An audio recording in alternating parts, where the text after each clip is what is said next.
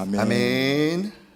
할렐루야. 은혜의 자리에 잘 나오셨습니다. 이제 9월이 시작되었죠? 우리 옆에 앞뒤 좌우로 한번 인사 나누겠습니다. 행복한 9월 되세요. 행복하신 9월 되세요. 다시 한번 당신 때문에 더 행복합니다. 당신 때문에 더 행복합니다. 우리 장로님, 권사님, 집사님 덕분에 더 행복합니다. 참 무더위가 상당했는데 이제 9월이 되어서 또 시간에 또 우리 감을 느낍니다. 하나님께서 특별히 가을인데 삶에서도 넘치는 양식, 하나님께서 주신 결실, 그리고 우리의 영에, 우리의 내면에도 하나님이 그런 은혜 주시길 간절히 원합니다. 그래서 이번 9월은 하나님께서 결실을 주시는 달, 특별히 영적으로도 도약을 하는 그런 달이 될 수 있도록 아름답게 그렇게 귀하게 하나님 앞에 쓰임 받으시길 바라겠습니다. 예수님께서 하나님의 뜻을 정하고 또 전하시고 또 예수님께서 귀한 일을 하시다 보면 참 많은 사람들이 따라 기뻐하고 존경했는데 다 그런 것은 아니었습니다. 예수님이 안식일에 정말 손이 말라 비틀어진 그 안타까운 병자를 치료하시자 예수님에 대한 적대감을 갖고 있던 그 유대 지도자들이 예수님께 대한 그런 분노의 마음을 갖게 되었습니다. 우리 누가복음 6장 11절 읽어보겠습니다. 그들은 노기가 가득하여 예수를 어떻게 할까 하고 서로 의논하니라. 아멘. 사실 사람들에게 존경받던 그들이었지만 실상은 껍데기밖에 없던 그런 위선적인 종교 지도자들이었죠. 그렇기 때문에 예수님이 행하시는 것들마다 그들의 정말 추함이 드러났고 그것이 다 이렇게 발각이 되자 그들이 연합하여서 지금 어떻게 합니까? 노기가 가득하다라고 얘기하고 있습니다. 이 노기가 뭐죠? 분노의 감정이죠. 격분한 겁니다. 그래서 이들이 서로 의논하며 지금 예수를 어떻게 처리할까 이렇게 그들이 서로 모략을 짜고 있습니다. 이 상황을 예수님도 당연히 알고 계셨겠죠. 예수님의 입장에서 보면 이것은 예수님의 위기이기도 합니다. 이때 예수님이 이들을 찾아가서 대판 싸울 수도 있고 항변할 수도 있지만 예수님이 이 상황에서 어떻게 하셨는가? 우리 12절의 앞부분 한번 읽어보겠습니다. 이때 예수께서 기도하시러 산으로 가사. 아멘. 기도하시러 어디로 가셨다는 거예요? 산으로 가셨다. 예수님이 바로 이때에, 그러니까 그 대적들이 노기가 가득하여 서로 예수님을 죽이고자 하는 이 의논이 시작된 이때에 위기죠. 이 위기 상황에 예수님은 다른 행위를 하시지 않고 어떻게 하셨다고요? 기도하시러 산으로 가셨다. 그러면 예수님이 이때만 기도하셨을까요? 그건 아니겠죠. 예수님은 일상의 기도를 하고 계시는 분입니다. 늘 하나님과 기도로 대화하시는 분이죠. 그런데 유독 여기에 특별하게 기도하시러 산으로 가셨다라는 건 뭡니까? 위기 앞에 예수께서 특별한 기도를 결단하시고 산으로 가서 지금 기도하는 그러한 예수님의 결단이 이 안에 들어있다는 거죠. 우리가 기도를 호흡이라고 합니다. 그래서 호흡이라는 건 늘 우리에게 필요한 것처럼 기도가 호흡처럼 우리 역시도 신앙인이라면 매일 기도를 해야 되죠. 아침에 일어나서 감사하며 하나님 앞에 출발하고 또 밥을 우리가 대할 때도 식사 끼니마다 주신 하나님께 감사하고 또 하루를 마무리하면서 하나님 앞에 또 돌아보며 또 내일을 소망하며 기도합니다. 일상의 기도죠. 호흡과 같이. 그런데 일상의 기도만으로 되지 않는 뭔가 특별한 기도의 타이밍이 살다 보면 있다는 거예요. 예수님이 어느 때 이러한 본을 보여주셨습니까? 위기 상황에 그렇게 보여주셨다는 거죠. 우리가 매일 밥을 먹지만 뭔가 기력이 떨어졌을 때는 좋은 보양식을 먹어야 할 때가 있듯이 우리가 소소하게 걷고 이렇게 생활하는 그 정도의 운동이 아니라 정말 땀을 흠뻑 낼 정도의 유산소 운동, 무거운 무게를 들어야 될 근력 운동이 필요할 때가 있다는 거예요. 이게 함께 할 때 어떻게 됩니까? 건강한 육체가 되는 것이죠. 마찬가지로 기도를 호흡처럼 하지만 인생에 살다 보면 정말 결단하고 특별히 하나님 앞에 기도해야 될 타이밍이 분명히 있다는 사실입니다. 살다 보면 위기를 만날 때 어떻게 우리가 선택을 해야 될까요? 이럴 수 있어요. 어떤 분들은 실제 그러더라고요. 위기가 찾아오니까 막 하나님을 원망하는 거예요. 왜 이런 어려움이 왔습니까? 그런데 믿음의 사람의 예수님의 방법은 뭐였습니까? 오히려 위기 상황에 하나님 앞에 원망하고 분노하는 게 아니라 기도의 자리로 나아갔다는 사실이에요. 우리가 이 위기 중에 하나님을 원망할 수도 있고 하나님 앞에 더 간절히 기도할 수도 있습니다. 그런데 예수님이 보여주신 모범은 뭡니까? 하나님 앞에 원망하거나 사람의 방법을 동원하는 것이 아니라 더 하나님 앞에 기도하러 산으로 올라가신 이 모습이 예수님이 보여주신 모습이라는 거예요. 그러니까 우리 역시도 기도의 타이밍이 있다는 걸 알아야 됩니다. 살다가 나에게 어려움이 왔을 때 우리가 어떻게 행해야 될까요? 산으로 올라가셔서 기도하신 예수님처럼 우리도 기도의 자리로 더 결단하며 나아가야 된다는 거죠.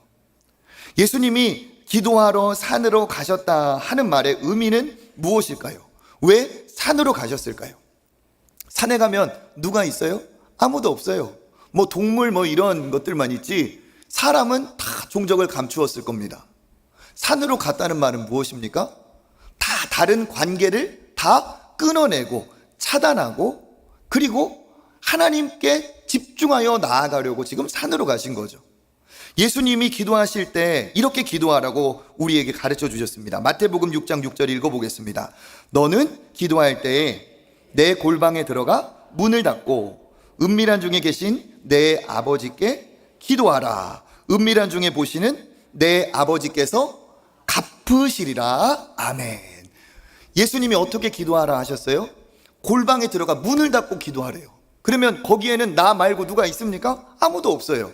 그런데 예수님이 지금 골방에 들어가 문을 닫고 기도를 하라고 하는데 아무도 없는 그곳에 가라고 하셨으면서 거기에 있는 분이 계시다고 얘기하고 있어요. 은밀한 중에 계신 내 아버지께 기도하라. 그러니까 문을 닫고 골방에 들어갔다 할지라도 거기에는 누가 계신다는 거예요? 아버지가 거기 계시다. 은밀한 중에 보고 계시는 너의 아버지께 기도하라. 그러니까 이게 기도의 아주 특별한 아주 원리이자 방법이라는 거죠.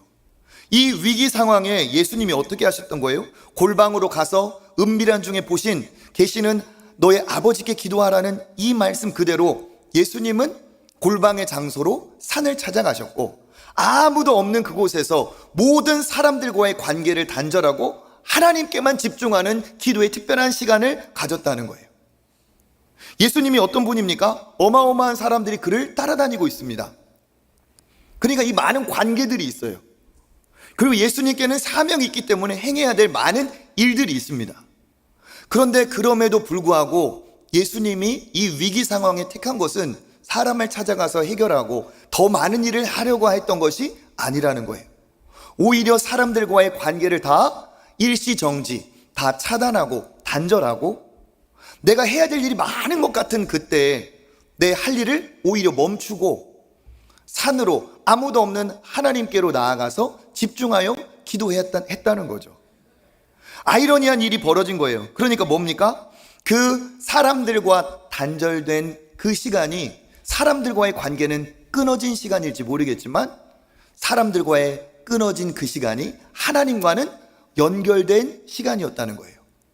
사람들과의 관계를 잠시 단절한 그 시간이 하나님을 더 깊이 만나는, 대면하는 시간이었다는 거죠. 그 특별한 기도 시간을 가졌던 게 예수님의 기도의 스타일입니다. 그러니까 예수님이 정말 생명처럼 지키셨던 기도의 스타일이 뭐냐? 아무리 분주해도 홀로 있는 시간, 아무리 내 주변에 많은 사람이 있어도 그 사람들과 관계를 끊어내고 일부러 나를 홀로 두는 시간, 의도적으로. 왜 그럴까요? 더 하나님께 집중하고 선명하게 하나님의 음성을 듣고자 할 때 예수님이 그렇게 하셨다는 거죠. 마찬가지입니다. 우리도 살다 보면 이렇게 특별히 기도해야 될 때가 있죠. 의도적인 노력이 필요해요. 어떤 노력? 이러한 나를 혼란스럽게 하는 이런 관계들, 이런 것들을 차단하는 노력, 의도적인 노력. 나를 의도적으로 홀로 있게, 누구 앞에서? 하나님 앞에 나를 홀로 있게 하는 나의 노력이 필요하다는 거예요. 그리고 거기에서 오로지 은밀한 중에 계신 아버지께 기도하고 은밀한 중에 말씀하시는 주의 음성에 모든 신경을 집중하는 것. 사람들과의 모든 주파수가 단절이 될 때 하나님의 주파수가 열리는 거죠. 카톡장을 내놓고 하나님의 음성을 들을 수가 없어요. 그러니까 하나님의 음성을 듣는 확실한 방법이 뭡니까? 라디오 주파수를, 채널을 고정하듯이 하나님께만 채널을 고정하고 나머지는 어떻게 합니까? 다 나를 유혹하는 것, 신경 쓰는 것, 나를 혼란하게 하는 것을 차단하는 겁니다. 오늘 우리 역시 기도할 때는 이런 자세가 필요해요. 그런데 예전에 비해서 오늘 우리에게는 이게 쉽지 않습니다. 왜? 우리를 유혹하고 산만하게 하고 우리의 귀와 우리의 눈을 빼앗아가는 것이 너무 많기 때문에. 옛날에는 예수님이 말씀하신 것처럼 그냥 골방에 들어가서 문만 닫으면 차단이 되었어요. 그런데 요즘은 그런 시대인가요? 아니죠.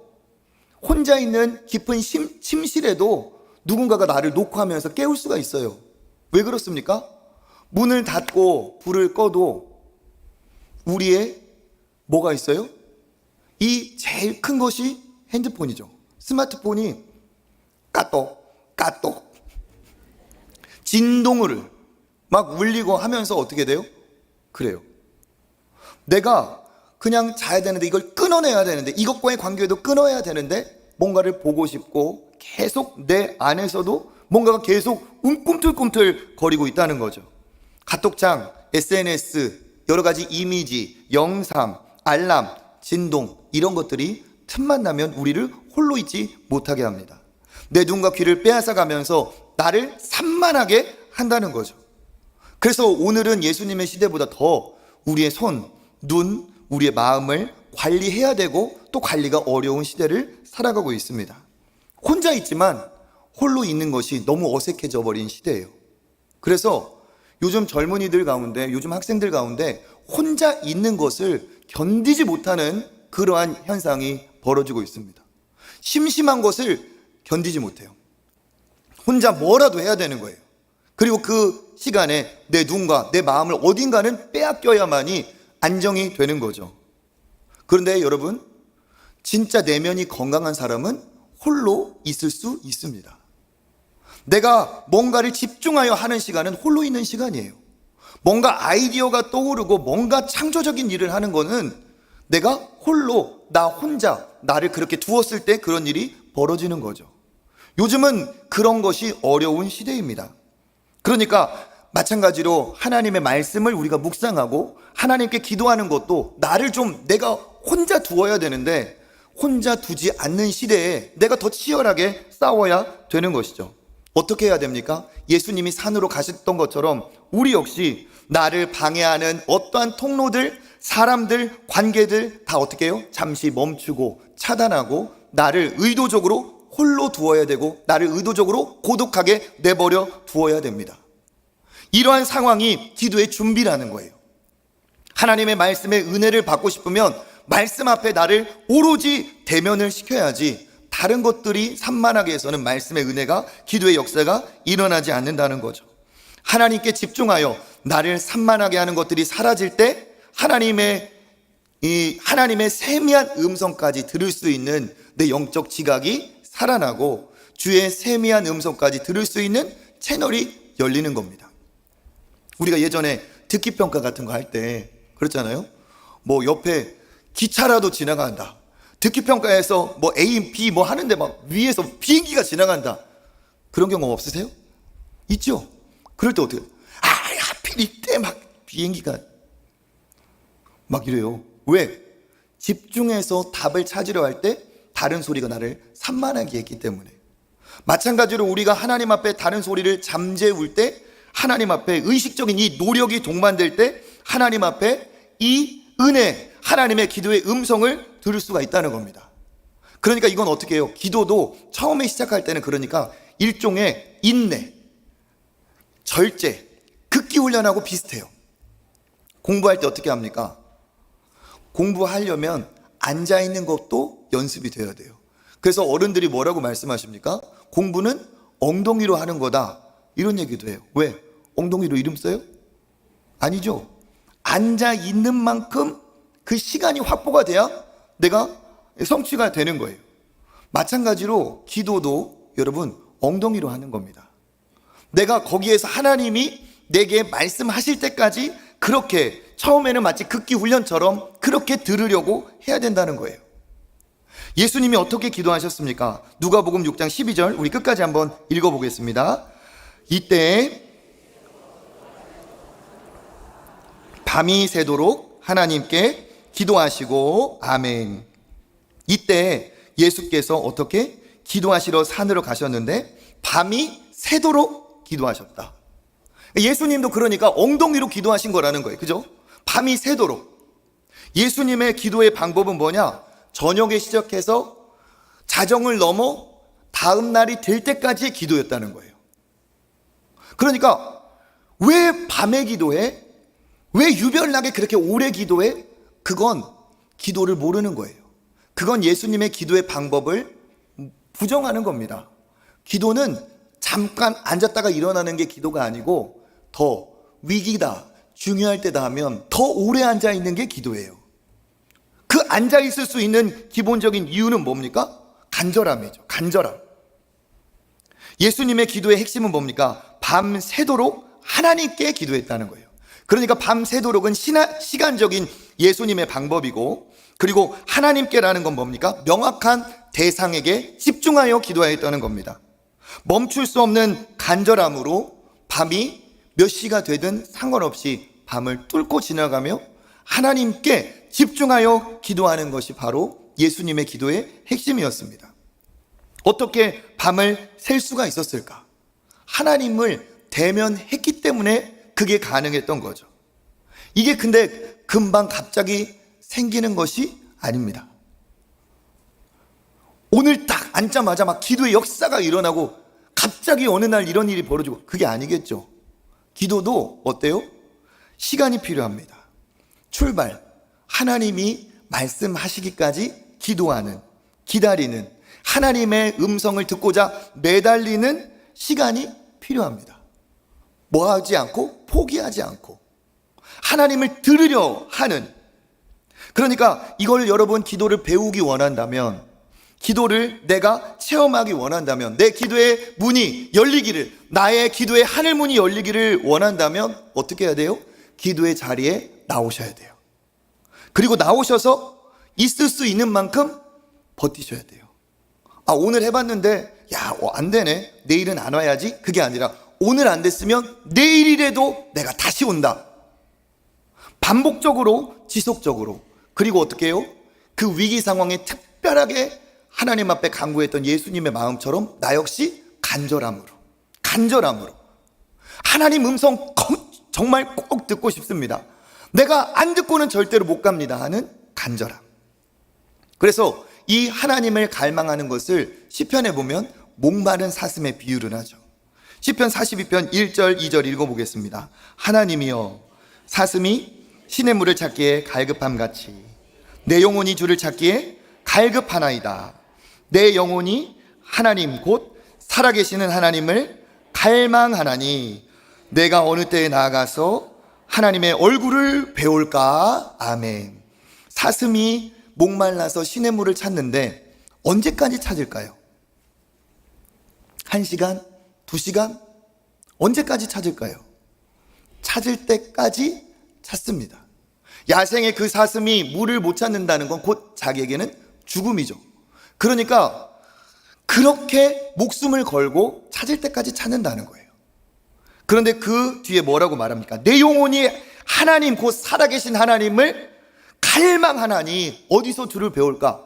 그 목마른 사슴이 목숨을 걸고 물을 찾는 것처럼 이 시인도 하나님을 그렇게 갈망하고 있습니다. 이게 뭐예요? 하나님에 대한 갈증, 영적인 허기, 영적 목마름. 그런데 하나님은 여기에 응답하시는 거예요. 배짱을 내어놓고 하나님, 오늘 아니면 다른 날도 있지 않습니까? 하시려면 하시고 말라면 말고.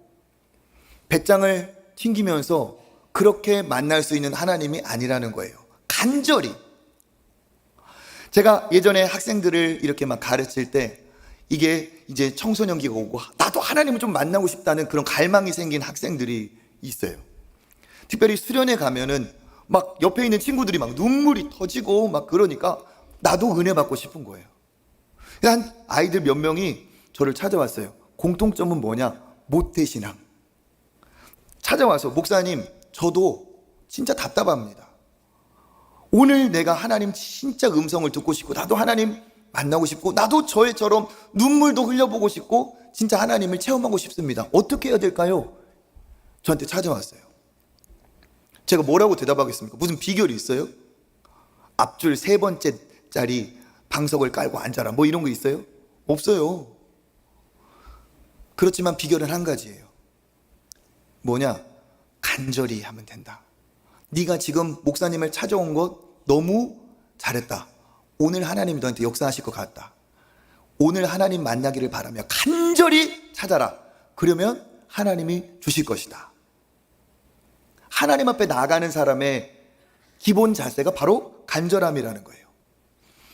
믿음이 있는 부모는 갖고 있지만 모태신앙으로 교회 안 가면 용돈 끊기고 안 가면 혼나는 아이들에게 없는 것은 간절함이에요. 그런데 믿음은 어디에서 생기느냐? 영적인 갈증, 갈망에서 오는 거죠. 그게 없이 온다는 건 뭐예요? 종교 행위일 뿐입니다. 하나님을 만나지 못하면 교인이에요. 종교인, 그냥 교회를 등록한 교인. 그런데 진짜 하나님의 자녀는 하나님을 만난 거죠. 그 하나님을 만난 그 과정에서 어때요? 하나님의 교제가 시작이 되고 그 교제가 시간 가는 줄 모르는 기도의 자리로 어떻게 해요? 끌어간다는 거예요. 그렇기 때문에 오늘 우리가 읽은 예수님께서 하나님께 기도하시고 라는 이 대목을 그 헬라어 직역으로 하면 어떻게 해석이 되느냐? 예수님이 하나님 기도 안에 계셨다. 이렇게 했대요. 하나님의 기도 안에 예수님이 계셨다. 그러니까 이거 기도의 의미를 설명하는 거예요. 기도의 의미는 뭐냐? 잠깐 그냥 스쳐 지나는 게 아니라 아버지 앞에 기도 안으로 깊은 교제 안으로 들어가서 거기에 머무는 거예요. 예수님이 능력이 부족해서 머무셨겠습니까? 아니라는 거예요. 이게 기도의 방법이고 기도가 이러한 거라는 거죠. 예수님과 아버지는 어떤 관계이십니까? 뗄래야 뗄 수 없는 사랑의 관계예요. 그래서 예수님이 뭐라고 말씀하셨느냐? 아버지 안에 내가 아버지 안에 있다. 우리 요한복음 14장 11절 읽어보겠습니다. 내가 아버지 안에 거하고 아버지께서 내 안에 계심을 믿으라. 그렇지 못하겠거든 행하는 그 일로 말미암아 나를 믿으라. 아멘. 아버지 안에 내가 아버지 안에 뗄래야 뗄 수 없는 사랑의 친밀한 관계라는 거예요. 그러니까 예수님이 하나님 앞에 나아갈 때는 시간 계산을 하지 않습니다. 여러분, 사랑하는 사이에서 만났을 때 시간 재가면서 만나세요? 사랑하는 사람하고 딱 타이머 알람을 설정해 놨다가 오늘은 내가 너한테 1시간을 줄 테니까 나를 기쁘게 해라 뭐 이래요? 그러다가 알람 소리가 울리면 일어나서 갑니까? 아니죠. 사랑하는 관계면 어떻게 해요? 사랑하는 사람은 타이머를 켜지 않아요. 시간을 작동시키지 않습니다. 그냥 사랑하기 때문에 머무는 것 자체가 의미가 있어요. 함께 하는 것이 목적이에요. 예수님의 기도는 어떤 것이었느냐? 뭔가를 받아내고 얻어내는 것은 작은 기도의 일면이었다는 거죠. 예수님의 기도는 하나님 앞에 그 깊은 곳으로 들어가서 하나님 앞에 머물고 하나님과 함께하고 하나님을 만나고 하나님과 교제하는 기도였다는 사실입니다. 그러니까 기도의 맛을 아는 사람, 기도의 체험이 있는 사람은 기도의 분량, 기도의 시간이 길어요. 그리고 그들의 기도는 어떤 용건이 있을 때만 나오는 것이 아닙니다. 그들의 기도는 일상이에요. 사랑하는 이를 만나는 것이 그것 자체만으로 의미가 있듯이 사랑하는 하나님 앞에 나아가는 것 자체가 그것이 그의 기도의 생활의 전부가 되기도 합니다. 그렇게 함께 머무는 것이 뭐예요? 일방적인 게 아니라 소통하는 거죠. 그러면 소통이란 건 뭘 의미하고 있습니까? 내가 하나님 앞에 내 이야기를 하는 것과 또 하나님이 내게 말씀하시는 것, 쌍방향이 전제가 된 거예요. 그러니까 기도는 무엇이냐? 내가 하고 싶은 것, 원하는 것 하나님 도와주세요. 이게 기도의 전부가 아니라 그러한 내 뜻을 하나님이 어떻게 보시는지, 나를 인도하시는 하나님의 뜻은 무엇인지 듣는 것이 포함된 게 기도입니다. 이 관계 안에서 어떻게 돼요? 교제가 이루어지고 오늘 만난 사람을 내일 만나고 일주일, 2주 시간이 지속되면 지속될수록 어떻습니까? 서로 깊은 관계, 친밀한 관계가 되죠. 그러니까 기도는 일방이 아니라 쌍방이고 주의 음성을 듣는 것이고 하나님과 친밀하게 교제하는 것이 기도입니다. 그래서 예수님의 기도는 밤부터 새벽까지 어떤 기도였어요? 하나님 앞에 머무시는 기도였고 그리고 하나님의 음성을 듣는 기도였어요. 기도를 오래 하시다 보면 하나님의 음성을 듣는 것이 더 큰 축복임을 깨닫습니다. 우리가 세상에서 유명한 사람도 만나면 워렌 버핏과 식사하는데 어마어마한 돈을 내잖아요. 왜 그렇습니까? 만남이 같이 있기 때문에. 그때 어떻게 할까요? 내가 말을 많이 하려고 할까요? 그 대단한 유명인의 말을 들으려고 할까요? 들으려고 하겠죠. 왜? 그 사람의 뛰어남이 분명히 나에게 도움이 될 거라는 걸 알기 때문에 내가 말을 더 하겠지만 오히려 뛰어난 사람을 만날수록 그의 얘기를 들으려고 할 겁니다.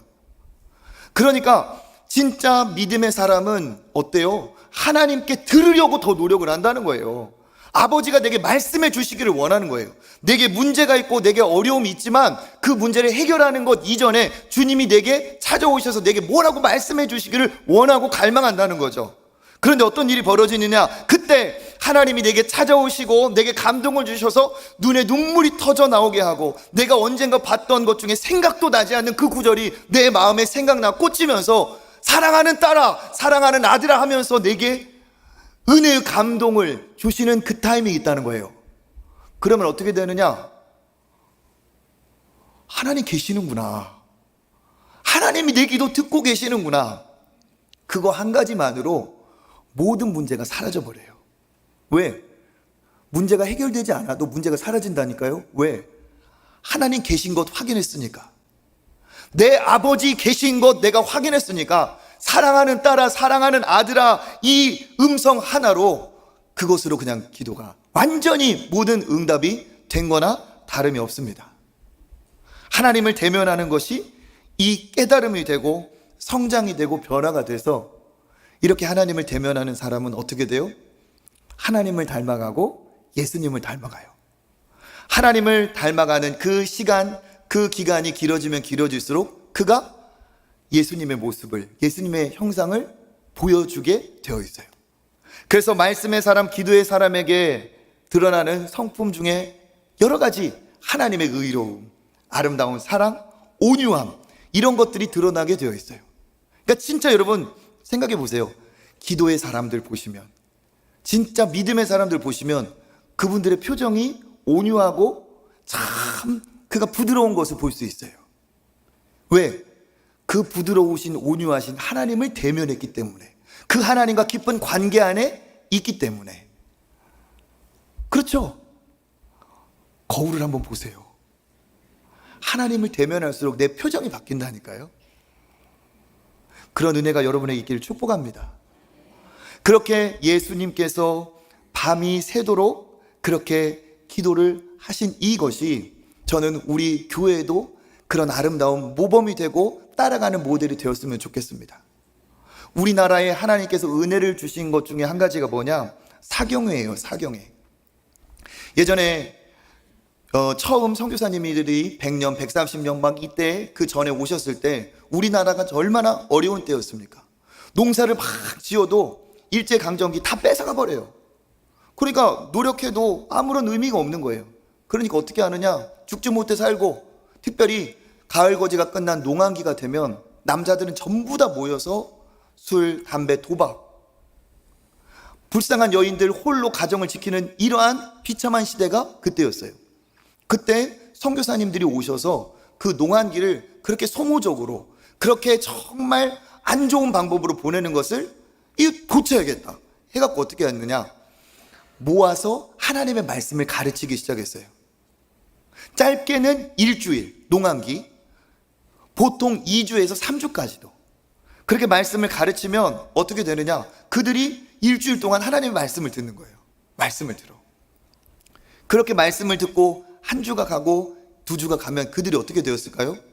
그렇게 말씀하고 기도하는 그 자리에서 하나님 앞에 머무는 그 시간이 그들에게 새로운 변화와 출발, 깨어남의 시간이 된 거죠. 그래서 그들이 글을 깨우치고 말씀을 깨우치고 하나님의 뜻을 깨우치고 자녀를 위해 기도하기 시작하고 우리나라에 소망을 주시도록 하나님이 그런 모습을 회복시켜 주시도록 기대하면서 기도한 결과가 오늘의 은혜입니다. 그게 사경이에요.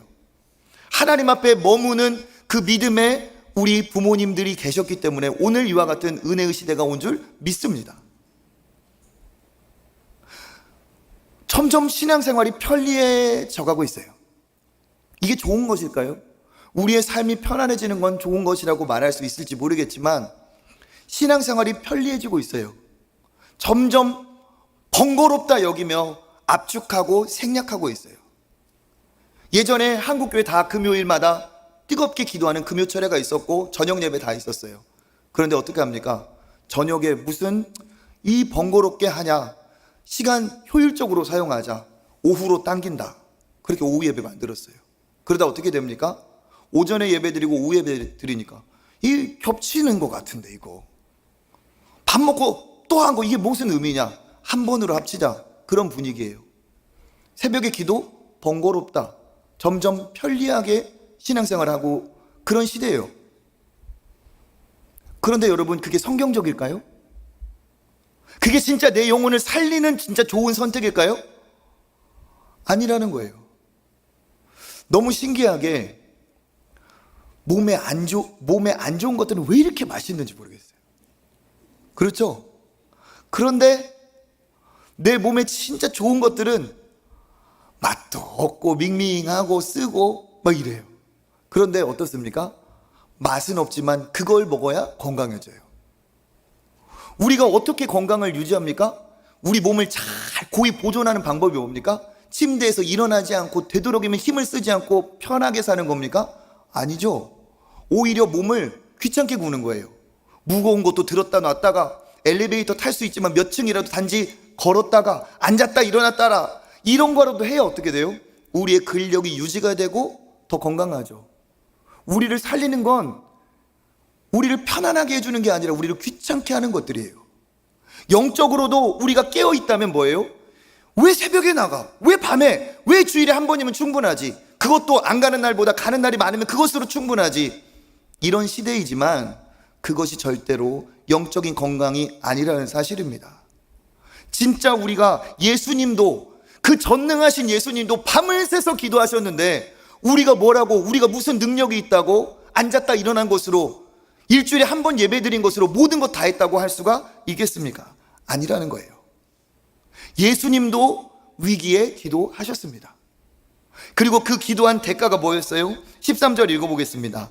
밝음에 그 제자들을 부르사 그 중에서 12를 택하여 사도라 칭하셨으니 아멘. 예수님의 대안, 하나님께서 주신 응답은 뭡니까? 제자들을 택하는 거였어요. 그러니까 예수님이 내려오셔서 많은 사람들 앞에서 마치 합격자의 이름을 부르듯이 베드로부터 순서대로 부른 거예요. 예수님께서 제자들을 뽑기 위해서 기도하셨다고 볼 수도 있고, 예수께서 응답으로 하나님의 인도하심으로 제자들을 불렀다고 볼 수도 있어요. 그런데 확실한 건 뭐냐? 중요한 일을 앞두고 예수님이 기도하셨다는 거예요. 그러니까 예수님의 기도의 타이밍은 언제였느냐? 위기였을 때 집중하여 기도하였고, 중요한 일을 앞두고 집중하여 기도하셨어요. 예수님의 사역의 가장 핵심이 뭡니까? 제자들을 세우는 것이었죠. 그렇게 제자들을 세웠는데 너무 가관입니다. 왜? 베드로부터 5명 다 어부예요.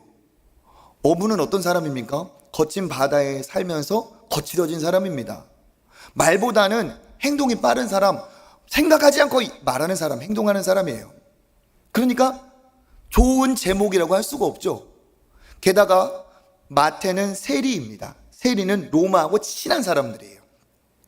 그리고 열심당 시몬이라는 사람이 있었는데 이 사람이 속한 게 열심당이에요. 열심당은 뭐냐? 우리로 치면 독립투사처럼 이제 로마에 대적하는 사람이에요.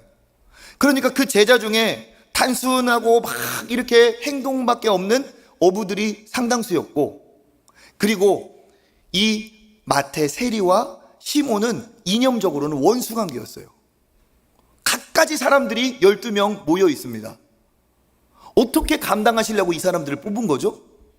어디에서 권세가 나왔길래 이들을 훈련할 수 있는 거죠? 하나님 앞에 기도하였기 때문에. 기도하는 사람에게 영적 권세가 있는 줄 믿습니다. 기도하시고 뽑았기 때문에 그들을 포기하지 않고 끝까지 붙들어 주셨어요. 만약에 예수님이 그들을 기도하지 않고 뽑았다면 베드로가 딴짓할 때, 속상하게 할 때, 야, 너 내일부터 나오지 마, 끝! 이랬겠죠. 12 세우려고 했는데 11로 끝내야겠다, 이런 일이 벌어졌겠죠. 그런데 예수님이 끝까지 기다려주시고 참아주셨어요. 그 이유가 뭘까요? 기도의 응답으로 세운 제자들이었기 때문에. 그 결과 어떻게 되었습니까? 그들이 평범 이하의 사람들이었는데 비범한 사람이 됐어요. 우리 사도행전 4장 13절 읽어보겠습니다. 그들이 베드로와 요한이 담대하게 말함을 보고 그들이 본래 학문 없는 범인으로 알았다가 이상히 여기며 또 전에 예수와 함께 있었던 줄도 알고. 아멘. 베드로와 요한, 이 제자들이 사도행전에서 어마어마한 예수님과 동일한 역사를 일으키니까 사람들이 놀란 거죠. 그러면서 뭐라고 합니까? 그들이 본래 학문 없는 평범한 사람이었는데 어디에서 이 비범함이 나왔는가 의아한 거죠. 어디에서 나왔습니까? 여기 있는 것처럼 예수님과 함께 있고, 예수님은 하나님과 함께 있었고 제자들은 예수님과 함께 있었고, 그 함께 머무는 시간, 함께한 시간들이 그들을 평범하지 않은 비범한 하나님의 사람으로 만들었다는 사실입니다. 그래서 여러분, 밤을 새워 기도하신 것은 예수님의 기도의 방법이에요.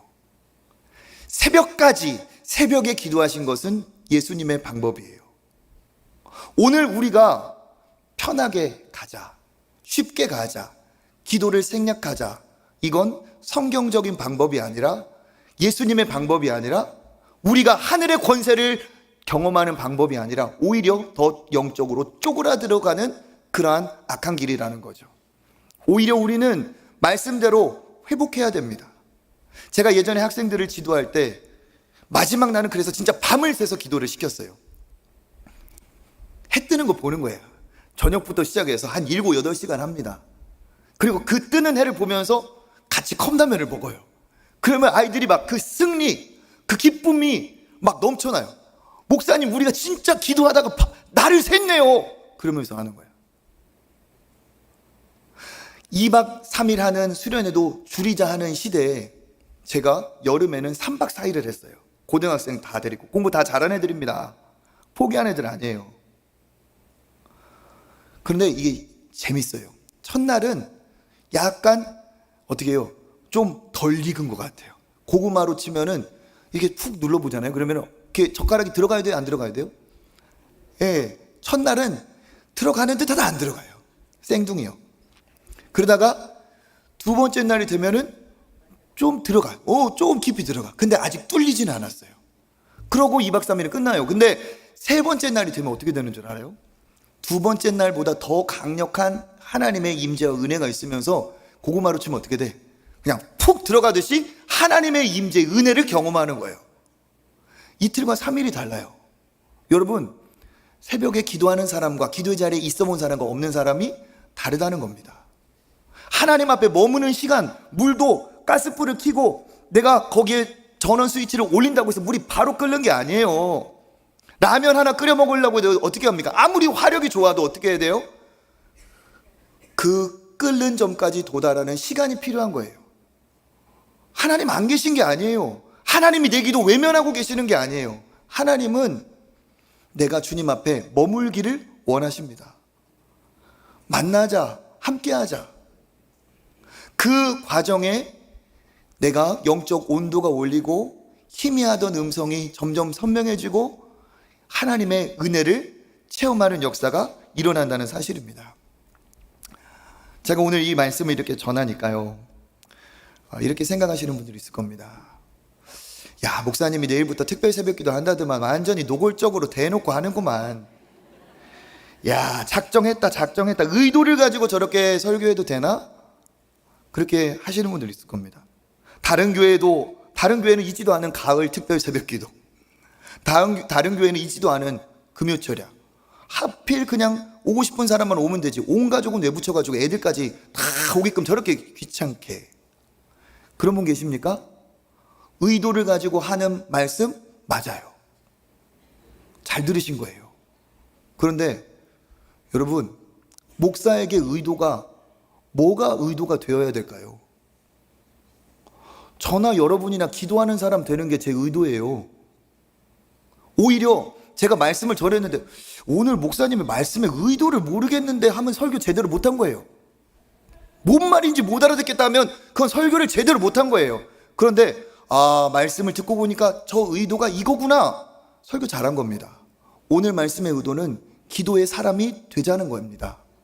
그 기도의 사람이 될, 기도의 체질이 될 기도의 자리가 열렸다는 거예요. 그럼 어떻게 해요? 나와서 이 영적인 은혜의 자리에 동참을 해야 된다는 거죠. 기도하지 않고 기독교인이라고 말할 수 있을까요? 능력이 많으신 예수님도 그렇게 기도하셨는데 내가 뭐라고 기도 안 하고 세상에서 이기고 영적인 권세, 영권 어디에서 나올까요? 고난과 위기를 이기는 능력 어디서 나올까요? 중요한 일을 앞두고 하나님께서 도와주시는 그 은혜를 어떻게 체험할까요? 마귀에게, 영적인 권세에 있는 그 마귀에게 어떻게 우리가 이길까요? 하나님을 대면할 때, 하나님 앞에 머물 때, 기도하며 주의 음성을 들을 때 우리가 세상에서 담대하게 외칠 수가 있는 겁니다. 하나님의 음성이 들리면 세상의 소리들이 우스워 보이고 이길만 하고 해볼만 해요. 근데 하나님의 음성이 안 들리면 세상의 소리가 무서워지는 거예요. 그 머무는 시간이 있을 때 우리에게 영권이 회복되는 줄 믿습니다. 신앙의 모델인 예수님도 밤을 새서 기도했다면 우리 역시도 그렇게 기도하는 것이 더 마땅합니다. 기도 없이 무슨 선한 일이 있겠습니까? 신앙인이면 기도의 능력을 체험해야 돼요. 기도의 맛을 알아야 돼요. 기도의 능력을 경험하고 기도의 능력을 보유해야 됩니다. 자녀된 권세는 기도에 있습니다. 이것을 나도 체험하고 우리 아들, 딸, 자녀들에게도 전해둘 책임이 있습니다. 평범해서 비범으로 가는 비결이 뭘까요? 주님 앞에 나와 머무는 거예요. 주님 앞에 기도하는 겁니다. 오직 우리는 말씀과 기도만이 신앙의 본질이고 이것만이 우리를 새롭게 하고 우리를 믿음의 사람답게 하고 하늘의 권세를 맛보고 사용하게 하는 통로가 될 줄 믿습니다. 인풋이 있어야 아웃풋도 있어요. 그러니까 응답받고 싶고 하나님 도와주면 정말 좋겠죠. 그럼 기도를 해야 돼요. 기도라는 인풋과 응답이라는 아웃풋입니다. 단순 명확합니다. 신앙의 자녀들이라면 언제까지 기도를 부모님께 부탁만 하고 있을 겁니까? 내가 내 자녀를 기도해 주는 기도의 부모 대를 이어야 되겠죠. 특별 새벽기도, 온가족 금요철야, 이건 우리 교회만 있는 무슨 극기훈련이고 어려움이 아니라 하나님이 우리에게 주신 영적 정말 귀한 선물인 줄 믿습니다. 다른 교회에는 없는 축복이에요.